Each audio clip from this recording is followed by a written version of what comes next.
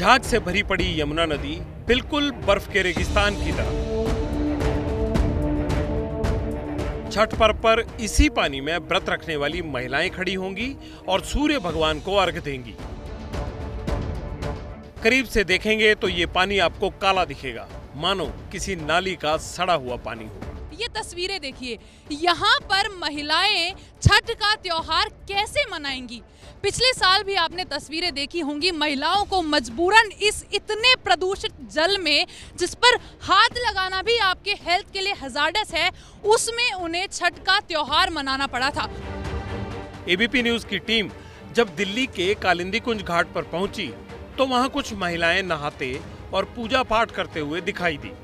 उनका कहना था कि यमुना के अलावा छठ पर्व मनाने के लिए कोई दूसरी जगह नहीं है, मजबूरी में यहाँ आस्था की डुबकी लगानी पड़ती है। इन लोगों से हम बात करते हैं क्योंकि ये बहुत ज़रूरी हो जाता है कि जब हम एक तरफ छठ पूजा का इंतज़ार कर रहे हैं, नदियों की साफ सफाई की बात कर रहे हैं, उस वक्त में ये लोग कैसे इस प्रदूषित पानी में नहा रहे हैं, क्या ये सोच रहे हैं, ये जानते हैं। आप यहाँ पर नहाने आई हैं, पानी तो बहुत ही गंदा है, कैसे आप नहा रही हैं इसमें? गंदा पानी तो है, नहाना पड़ेगा, व्रत रखेंगे तो। छठ पूजा करती हैं आप? नहा इसलिए कर रहे हैं क्योंकि ये नदी है और नदी में हम सब की छठ पूजा होता है। नदी हो गया, तालाब हो गया, इसी सब में हम सब का छठ पूजा होता है, तो इसलिए कि गंदा हो फिर भी हम सबको पूजा इसी में करना पड़ता है। इस बार आंटी आप छठ पूजा करेंगे? हाँ जी, हर साल आप यहीं पे करती हैं छठ पूजा? हर साल यहीं पर करता हूँ। पानी तो बहुत गंदा है, लेकिन कैसे इस बार पूजा होगी? इसी पानी से बनाएंगी प्रसाद? इसी पानी से बनाऊंगा प्रसाद।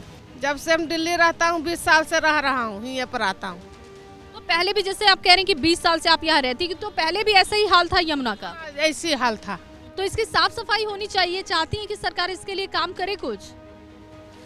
अब सरकार करवाएगा तो करवा देगा, नहीं तो एकरे पर छੱड दूंगा, और क्या करूँगा।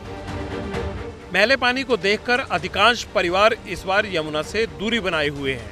बिल्डिंग की छत पर या सोसाइटी में सांकेतिक पोखर बनाने की तैयारी है। यमुना का पानी इतना जहरीला हो गया है कि डुबकी लगाना भी मुश्किल हो गया है। इसी कारण हमने अब यह पर्व अपने घरों के छतों पर मनाना शुरू कर दिया है। 20वीं सदी में साफ नदियों में यमुना का जिक्र होता था, लेकिन 21वीं सदी में ये रिवर सबसे प्रदूषित नदियों में से एक है। वजीराबाद से लेकर ओखला तक, यानी यमुना के 2% क्षेत्र में कुल प्रदूषण का 76% हिस्सा है।